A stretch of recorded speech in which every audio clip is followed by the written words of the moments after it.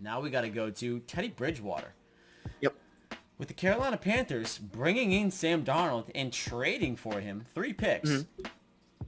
Pretty much, I think if you're a Teddy Bridgewater person, or if you're Teddy Bridgewater, what that tells you is that your time in Carolina is short-lived and coming to an end rather quickly. Yep. I don't envision him sticking around. I see him getting traded, and the rumor has it, according to Shefty, that there are multiple teams that are already interested in asking about Teddy Bridgewater. And there's rumor that potentially he is open to being traded, possibly being willing to restructure his contract to reduce that $10 million he's guaranteed this coming season, lower that down so he's more affordable to get to a different team, to have an opportunity to start, maybe back up. I'm not sure what he wants.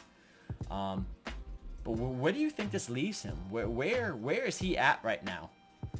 I think for Teddy Bridgewater, he's gonna have to restructure, right? Because if he doesn't restructure, he's not going anywhere, and he's gonna be stuck as a backup on a team that doesn't want him, because they're going to start Sam Darnold. That's not, you don't give up a second, a fourth, and a sixth and not start the guy unless he's just really bad in camp. Which, if you've watched enough tape on Sam Darnold, he's not a bad quarterback. Teddy will go to a team that has a struggling young quarterback or another veteran that they want him to compete with. I think of the Denver Broncos when it comes to Teddy Bridgewater. He's that's the first team that comes to mind when I think of a team that he could go to. Young guy that they don't believe in very much. They will give him another chance, I think, Drew Lock. But if we can snag Teddy Bridgewater, that puts pressure on Drew. And if he can't handle that pressure, get out. Because apparently the Broncos are kind of fed up with Drew Lock and him not being able to fulfill the potential that was set out for him. I think of the Eagles. I think the Eagles could be a good spot for Teddy Bridgewater. I know they just signed a backup, though. They just signed Joe Flacco, whatever. Correct. They could go get like a Teddy Bridgewater and, have him mentor a Jalen Hurts kind of guy. I think that could be a good place for him to land. I think of the Texans. The Texans for sure. I think of the Miami Dolphins. I think Ooh, of yes. I think of the Detroit Lions. Oh, the Dolphins would be a great spot for Bridgewater. Yep. Mentor Tua. Ooh. I think of the Jacksonville Jaguars potentially. I think of the New York Giants. I think of the New York Jets. All of those teams are probably more than willing to take him in as a backup, especially an experienced backup that knows how to win football games and will mentor. Because the thing with all those teams that I just mentioned outside of the Lions, and the Texans, they're trash. Who cares about them?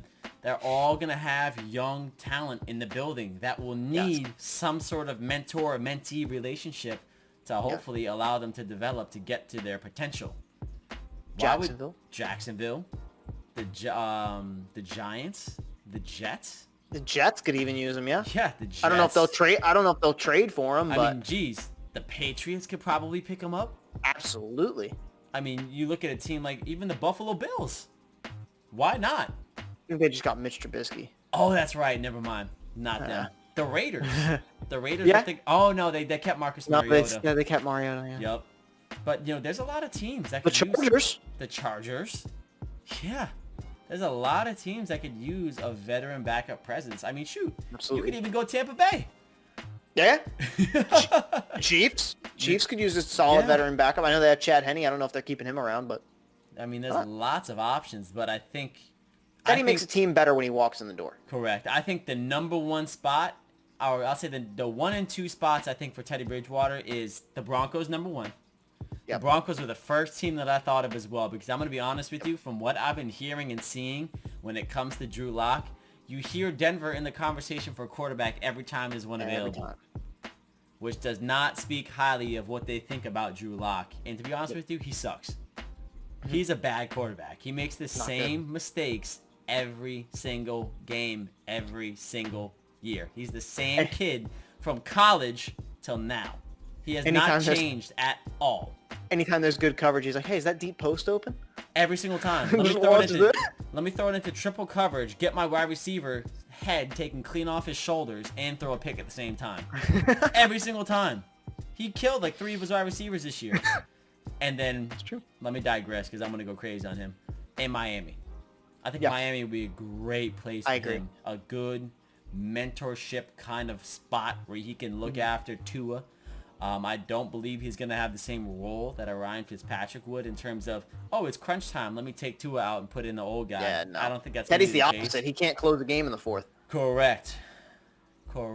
So I'm curious to see what happens. I think even though free agency feels like it's starting to die down, I still think there's a lot of chaos that could still ensue here. And Richard Sherman's still out there. Yeah. James Conner's still out there. There's a lot of really talented football players that could still find homes on NFL rosters. And I think you'll see those guys start to find homes when injuries come out or camp gets closer. It should be very interesting to see. I'm very excited.